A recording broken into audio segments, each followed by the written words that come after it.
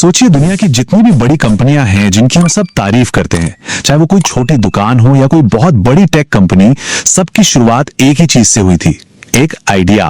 पर सवाल यह है कि वो एक छोटी सी चिंगारी एक बड़े साम्राज्य में बदलती कैसे है। तो आज हम उसी सफर का पूरा नक्शा देखने वाले हैं, वो 9 कदमों का रास्ता जिस पर लगभग हर उद्यमी चलता है। तो बड़ा सवाल यही है कि आखिर वो कौन सी प्रक्रिया है जो एक ख्याली आइडिया को एक असली चलते फिरते बिजनेस में बदल देती है। देखिए, ये कोई जादू नहीं है, ये एक प्रोसेस है। चलिए इस दिलचस्प सफर में और गहराई से उतरते हैं। इस पूरी यात्रा को ठीक से समझने के लिए इसे एक कहानी की तरह देखते हैं। हर अच्छी कहानी के 3 हिस्से होते हैं, है ना। पहला हिस्सा जहां शुरुआत होती है, दूसरा जहां असली संघर्ष होता है, और तीसरा जहां कहानी अपने अंजाम तक पहुंचती है। तो हमारी ये पड़ताल भी इन्हीं 3 अंकों में होगी, और फिर आखिर में हम सब कुछ एक साथ जोड़कर एक साफ सुथरा सारांश देखेंगे।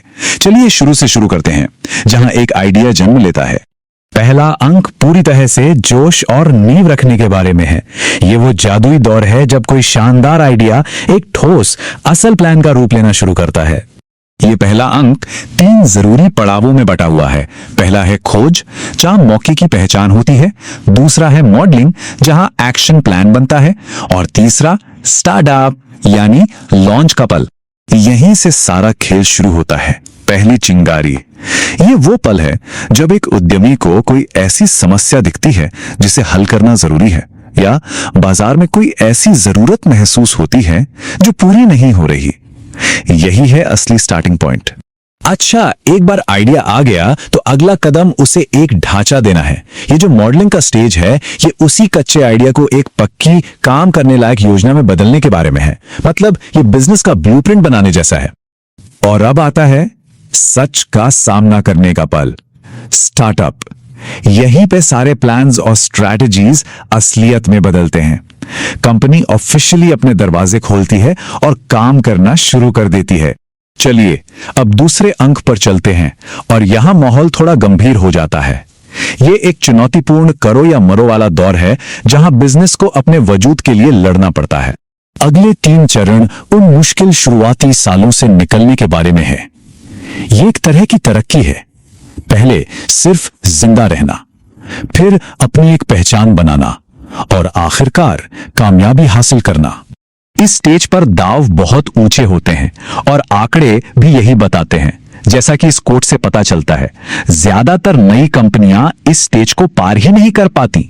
यही वजह है कि यह सबसे बड़ा फिल्टर है, और किसी भी उद्यमी के लिए एक निर्णायक मोड़ भी। सिर्फ जिंदा रहने और बाजार में अपनी मौजूदगी दर्ज कराने में जो फर्क है, उसे समझना बहुत जरूरी है। देखिए, जिंदा रहना मतलब हर दिन खाने लायक मछली पकड़ लेना, लेकिन मौजूदगी दर्ज कराने का मतलब है एक ऐसा लाइट हाउस बना देना जो जहाजों को लगातार अपनी ओर खींचे और जिससे लगातार पैसे आते हैं।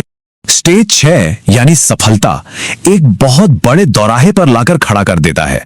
इस मोड़ पर संस्थापक को एक ऐसा फैसला लेना होता है जो कंपनी का भविष्य तय करेगा। क्या तेजी से बिजनेस को बढ़ाएं, या जो कुछ बनाया है उसे ही और मजबूत करें। और अब हम कहानी के आखिरी अंक में आ गए हैं।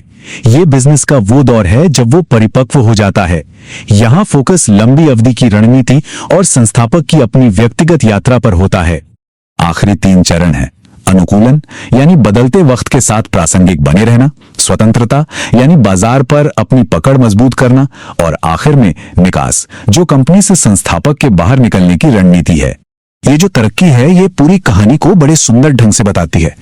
कंपनी पहले एक गिरगिट की तरह माहौल के हिसाब से ढलना सीखती है, फिर एक मजबूत पेड़ की तरह बड़ी होती है जो अपने माहौल पर हावी हो जाती है, और फिर अंत में संस्थापक के लिए बागडोर किसी और को सौंपने का समय आता है, और ये चक्कर पूरा होता है। तो हमने सभी 9 चरणों को एक एक करके देख लिया है। अब वक्त है कि इस पूरी प्रक्रिया का एक छोटा और साफ सुथरा सारांश देख लिया जाए। जब हम पूरी यात्रा को एक साथ देखते हैं तो एक साफ रोड मैप उभर कर सामने आता है। ये 3 अंकों वाली संरचना एक तार्किक विकास दिखाती है, शुरुआत की रचनात्मकता से लेकर वजूद की कठिन लड़ाई तक, और फिर आखिरी चरण की रणनीतिक योजना तक। हर स्टेज का एक बिल्कुल साफ तय फोकस है। हर उद्यम अपने आप में एक सफर है, जिसके अपने पड़ाव और अपनी चुनौतियां हैं। इस विश्लेषण ने हमें दिखाया है कि वो सफर कैसा दिख सकता है। और ये हमें सोचने के लिए एक सवाल के साथ छोड़ जाता है। ये जानते हुए कि रास्ता यही है, कोई किस तरह की यात्रा शुरू करना चाहेगा?